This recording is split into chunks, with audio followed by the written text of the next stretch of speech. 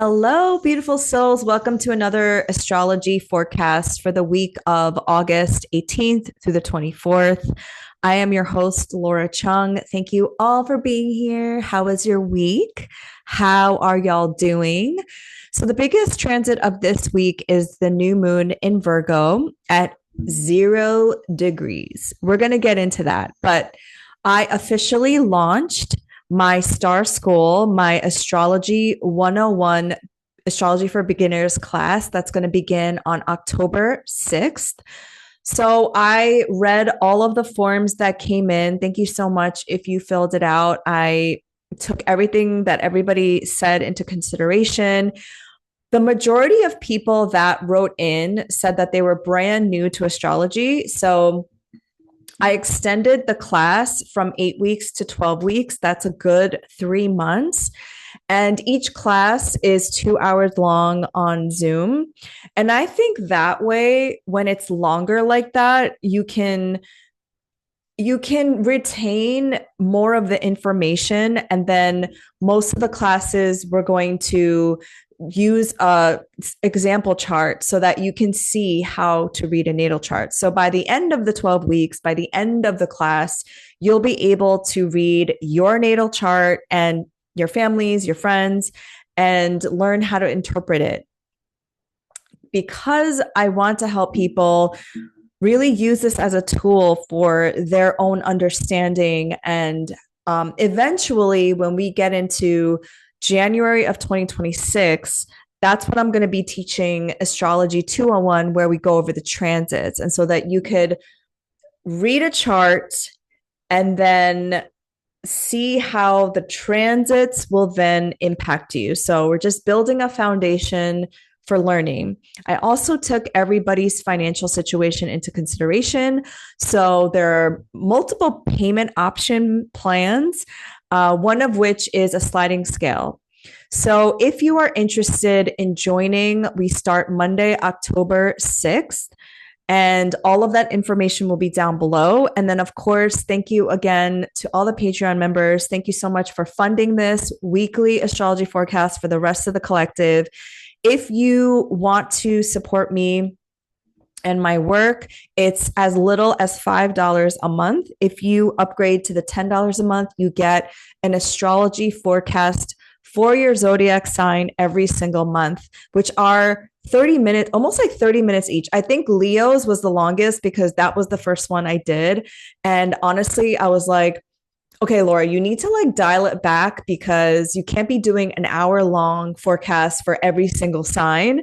But Leo got that gift because it was their solar return. So I was like, you know what? Let Leo have it. And yeah, so there was one comment that I wanted to address on one of the clips because I did clip those for social media. One person asked, I think this was on the Libra rising clip. Somebody asked about the Jupiter in Cancer transit because this person was experiencing some career turmoil. And in that clip, I said, this is such a big new beginning for your career and it's going to expand your career.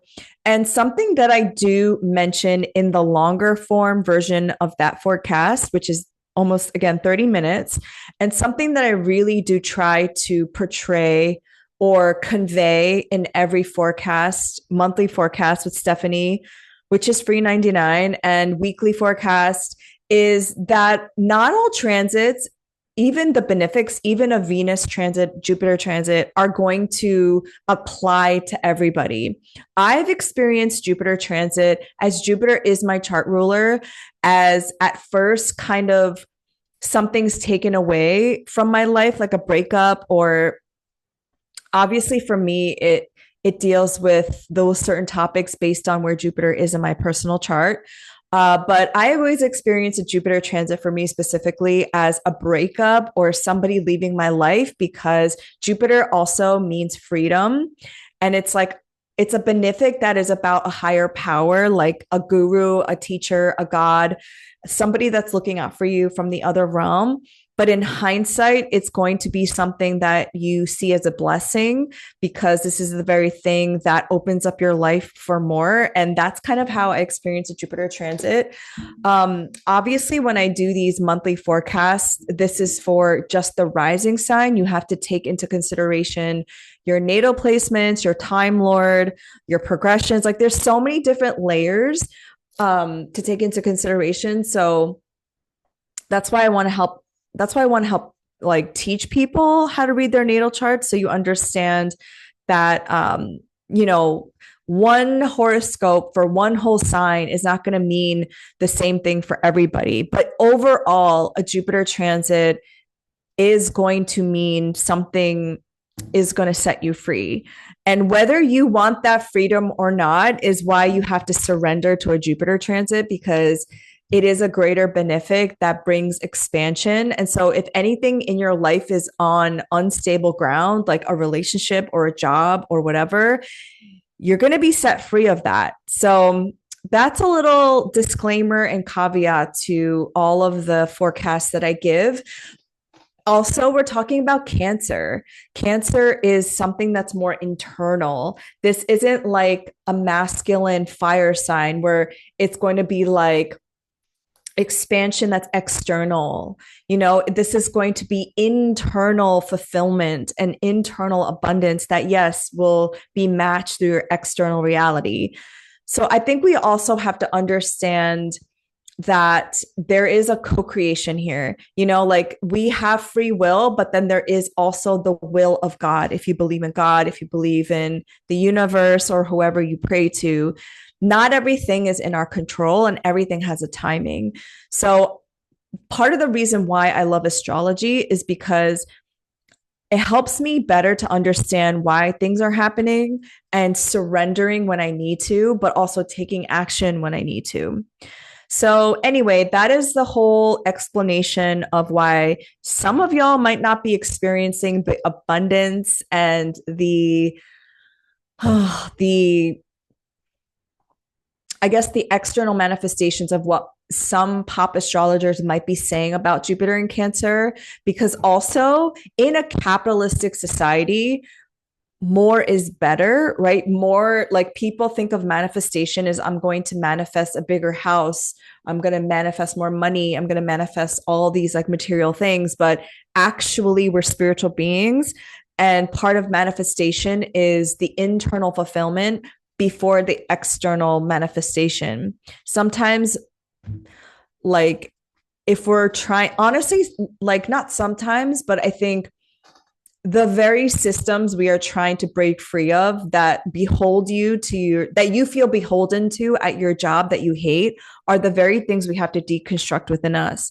So a question I would ask is like, what is your internal fulfillment? If there was no external material things, like what does it feel like when you feel abundant, when you feel fulfilled, when you feel all the things that you want to feel by the external physical manifestations that you think would make you feel that way. You know what I mean?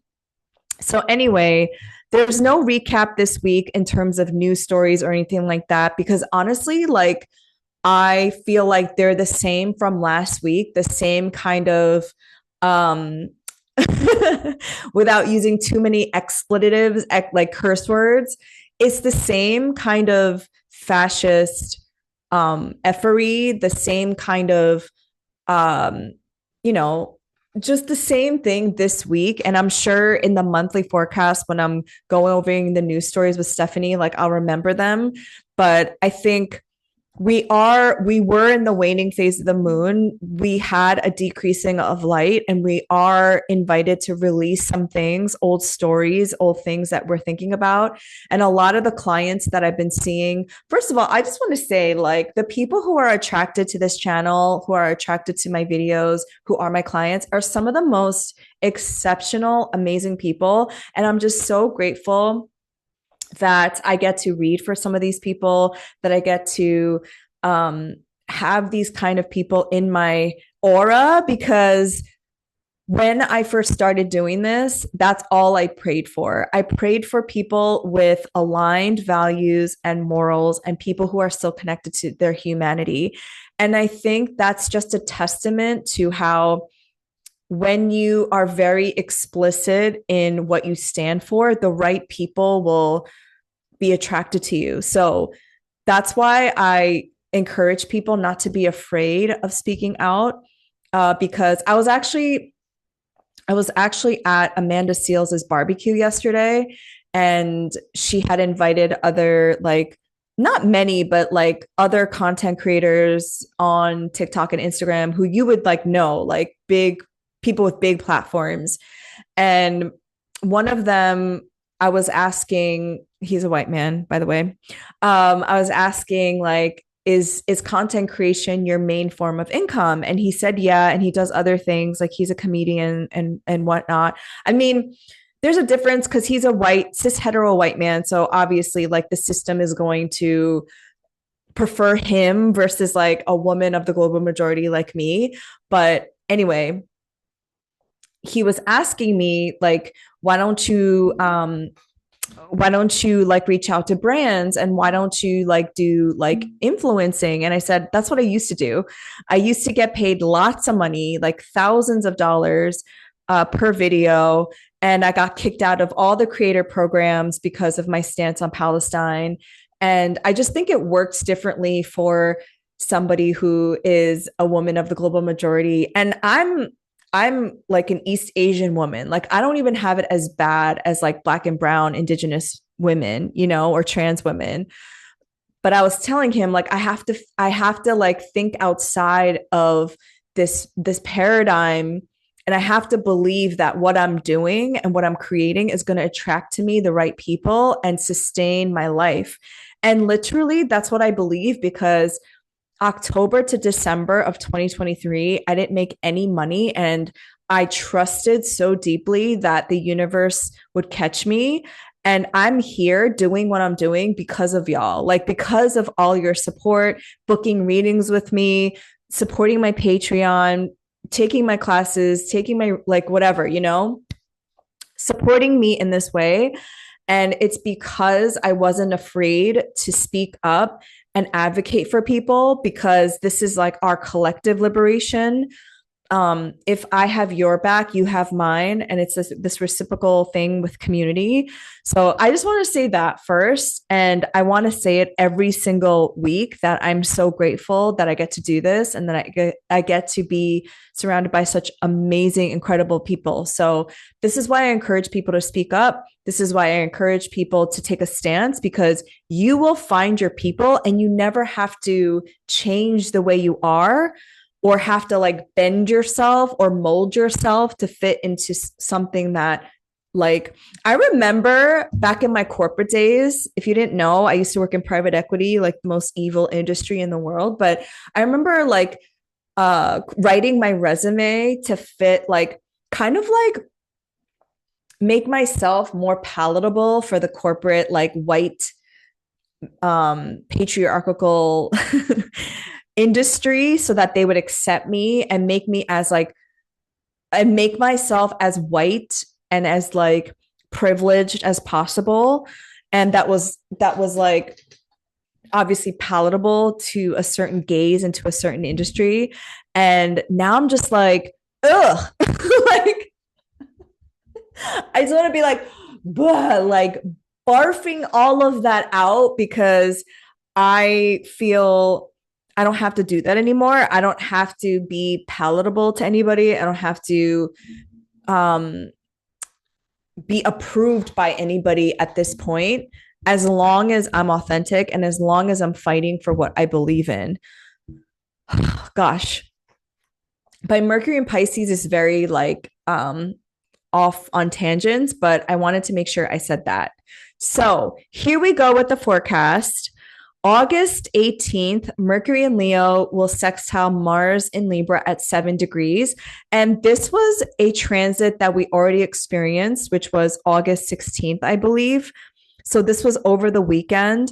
And these are great days to, or no, August 14th, I think. Yeah. These are great days to get your express yourself. This is a great day to be with people who are aligned with your values. Because Mars in Libra is this fighting for our rights, fighting for our values, fighting for our liberation and justice energy. That's like the highest form of that expression. Of course, Mars is in detriment in Libra. This could also be indecisiveness. This could also be like charming people to do the thing that you want them to do, but you're not actually about it. Again, from my earlier delineations of Mars and Libra, AOC and Bill Clinton have Mars and Libra. So you want to use this energy in a way where you take action for liberation and justice, but be careful of the shadow aspects of Libra, which is people pleasing and kind of deceiving people through your charm. And then Mercury and Leo, obviously, we're still in the post shadow. This is about communicating from your authenticity, what's on your heart, what you believe in. And so, again, this is like another activation of what happened on August 14th when Mercury was sextile in Mars. So, this is like that activation again. Then on August 22nd, the vibe shifts when the sun ingresses into the sign of Leo. I just realized how loud I'm speaking into this mic. I hope it's not like messing up the sound, but we're going from a fixed fire sign, like the middle of summer, to now a mutable earth sign. This is now we're transitioning towards the fall. The very next day, August 23rd, we have a new moon in Virgo at 0 degrees at 2:06 a.m. Eastern time. And I wanted to show you the chart. And by me showing you the chart, you get a little preview of how we're going to read your natal chart. Obviously, this is a transit chart, but here we go. What's interesting about this new moon is it's at 0 degrees, which is like a birth, something new is happening here. And it's not an eclipse. A month from now, we will have a solar eclipse in the sign of Virgo at 29 degrees, which is at the end of the sign, which is called the anaretic degree, when the energy starts to dissipate. So this is like planting a seed. Let's say this is like when you want to plant an herb garden, this is putting the seed in the soil that's fertile and trusting that it's going to grow something. So we have the chart for the new moon in Virgo. Like I mentioned, it's happening at 2:06 a.m. Eastern time. A new moon is when the sun and the moon are in a conjunction. This is one of the 5 Ptolemaic aspects in astrology. A conjunction is when the sun and moon come together in the same sign. So you'll see here 0, of both the moon and the sun in Virgo. And I like to point out this star Regulus is also at 0 degrees. Now, Regulus changed from Leo to Virgo around 2012. This is so significant because Regulus it's just like Regulus without a sign like connotation is about leadership. It's about like the heart. Wait, let me read to you some of the significations that I wrote down.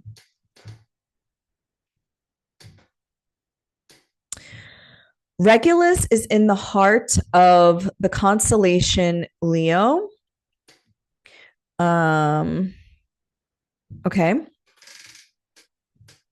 It's one of the 4 royal stars in ancient astrology, symbolizing power and success. It's linked to themes of leadership, courage, and nobility. In astrology, it is considered a favorable influence, often bringing honor and recognition. The star is known for its connection to the heart and matters of the heart in various mythologies. Observing Regulus can provide insight into personal ambitions and the pursuit of excellence. Now, when Regulus was at 29 degrees of Leo, this is when Donald J. Trump was born, and he has his ascendant at 29 degrees of Leo. So his ascendant is conjunct Regulus, which is why a lot of astrologers believe he is so protected, even though he's a terrible man.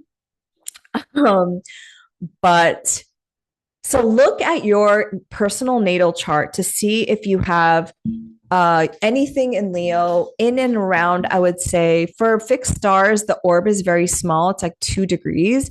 So if you have anything between 28 and 29, I would give it 27 to 29 degrees of Leo.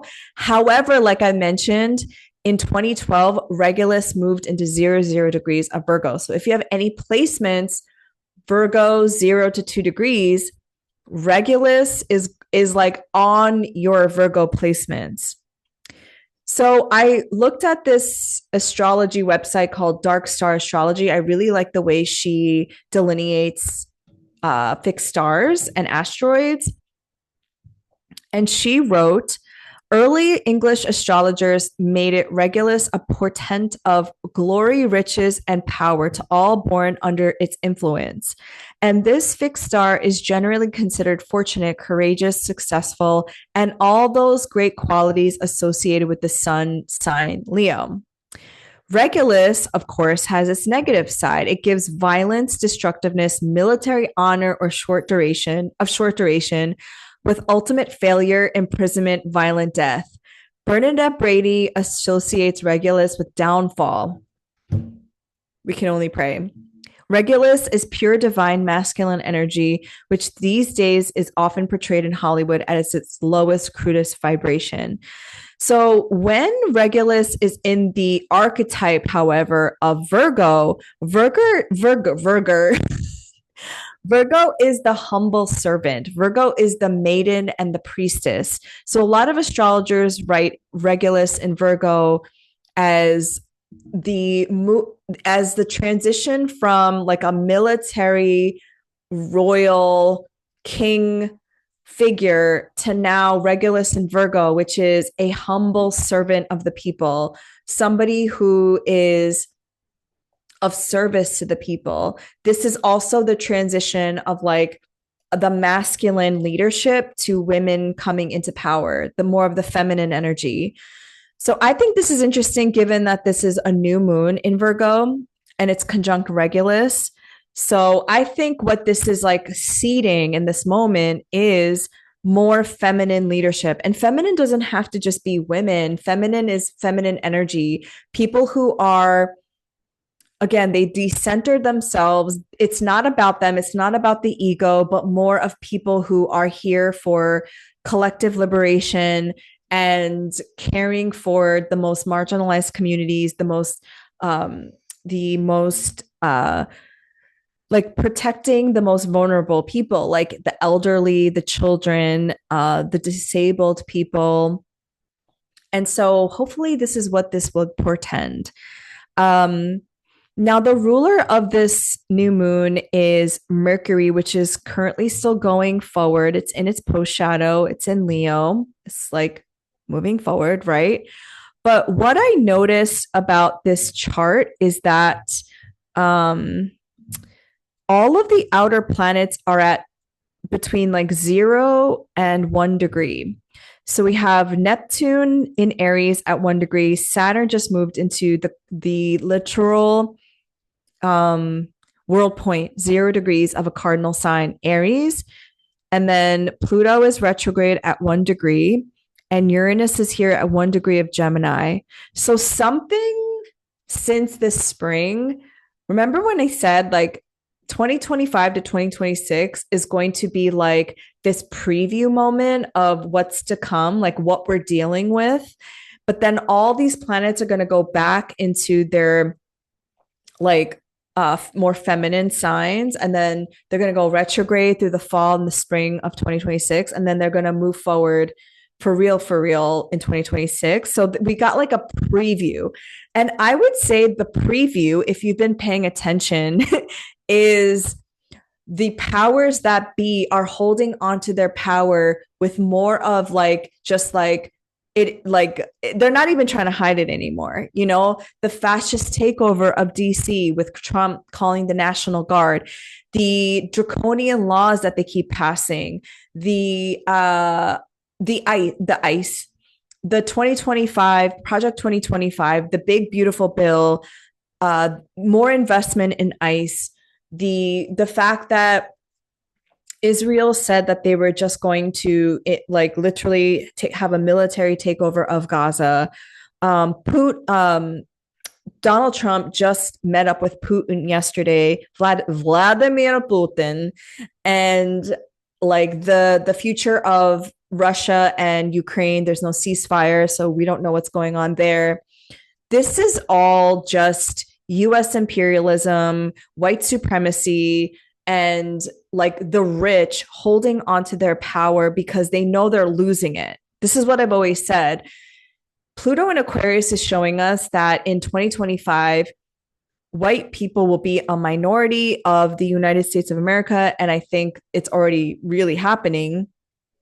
And the rich people know that we are becoming more conscious. We are becoming more online. And the fact that the indigenous people and Black people have been like the litmus test. And now the more and more lighter shade of people are being brutalized by the state sanctioned violence. This is when even like low income white people are being like, wait a minute, this is not okay. That's when you know that class consciousness is like coming online. So this is what all these outer planets were showing us and kind of asking us, what are we going to do about it?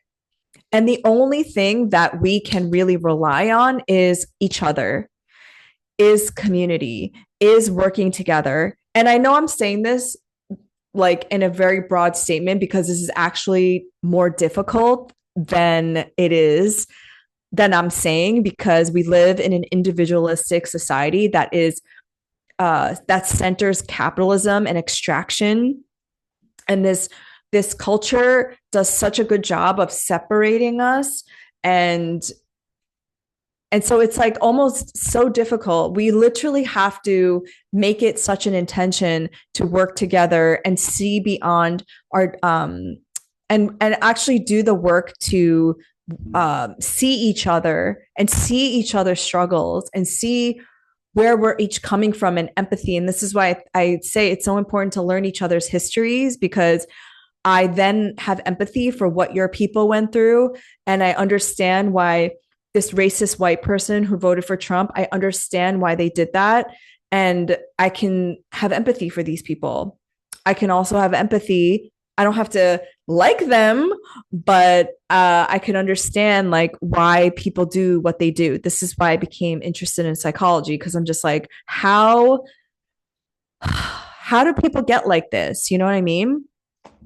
So with all of these outer planets at the like 1 degree, this is, according to Nikola Stojanovich's degree theory, this is the Aries degree.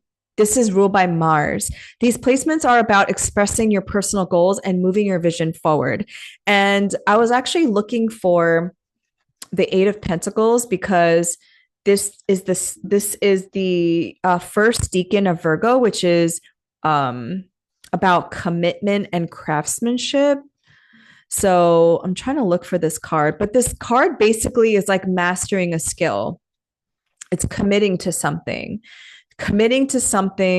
that might take a sacrifice. And I know a lot of people, especially Americans, hate that word because you see sacrifice as something that's like terrible. But sacrifice is willingly giving up something for the community and the community's well-being and for the well-being of everybody involved. And okay, I can't find it right now, but so I think that's what this new moon is all about. So how can you use this new moon? Think about where you have Virgo in your natal chart. You think about what are the sorts of things that you're building upon? What are the sorts of things that you're thinking about in this moment? I know a lot when I talk to a lot of my clients, everybody's thinking about what their dreams are, like what are they co-creating? And so how can we build these parallel structures and ways of being outside of the system that we are trying to dismantle together, but at the same time, co-create something that's here, so that when this American empire dies, gracefully, we have something to go to. And I believe we're all doing that in some capacity. And like my astrology teacher, Sam Reynolds, said, which this is going to be very inconvenient for a lot of people to hear, the revolution is not going to happen on the weekends, meaning that at some point, we're all going to have to decide to stop working and withholding our labor and money to really shut this thing down, because that is really the only language that this country understands is money. Is we have to cripple the economy by withholding our labor. And until we get there, until we really convince people that that's what it's going to take and that it requires everybody's sacrifice, then I don't know how we're ever going to dismantle it, how we're ever going to walk away from it. But anyway, that might be a conversation for another day. So that is the new moon in Virgo. Let's see. Next we have I think we have one more transit after that, which is August 24th. The sun in Virgo will square Uranus and Gemini at 1 degree. And by the way, this new moon is squared by Uranus. So there is some like innovation, some kind of new thing that is trying to be born. It could be an aha moment. It could be an epiphany. It could be a shock to the system. It could literally be like a Kundalini awakening, if you will, because Uranus has this like electrical shock kind of thing. But you're creating something new. And so on the 24th, which is the very next day, the sun will square Uranus. And again, this is some kind of like, Virgos are very they're very good at perfecting their skill. They're very good at paying attention to the detail, which I think combined with the square to Uranus is like, let's make sure whatever we are creating, whatever innovation that we are creating is of service to other people. I did a episode with Jonathan Louise Dent about the outer planets and revolution and what that entails. And a lot of the stuff that is being invented isn't inherently bad. Like drones, okay, maybe drones are, because that's like for like military warfare. But like AI and all of these things are neutral unless we program it to do nefarious things. We can use AI to do our chores and to do the things that we hate to do. I'm going to pause on that too, because like we have to also be able to create these technologies that don't extract from the earth, because AI uses up a lot of water. And so we have to be very mindful of how we're using innovation in ways that are destructive to sentient life on earth. And meanwhile, what I find so crazy is that the most advanced technologies are already found in the earth. The earth, the plants, the people, the animals already have a symbiosis relationship that is like, I don't know why we're trying to like reinvent the wheel sometimes, because I'm like, our bodies are technologies, like our ancestral technologies live in our bones. You know what I mean? So I think Virgo and Uranus, that square is like, that conflict between innovation and also like craftsmanship. It's like innovations for innovation's sake is not going to advance our humanity and raise our consciousness, but how can we be more mindful of the ways in which our creations might also be destructive to this planet and each other? So, as always, I'm so grateful. Thank you so much for tuning in this week, and I will see you next week.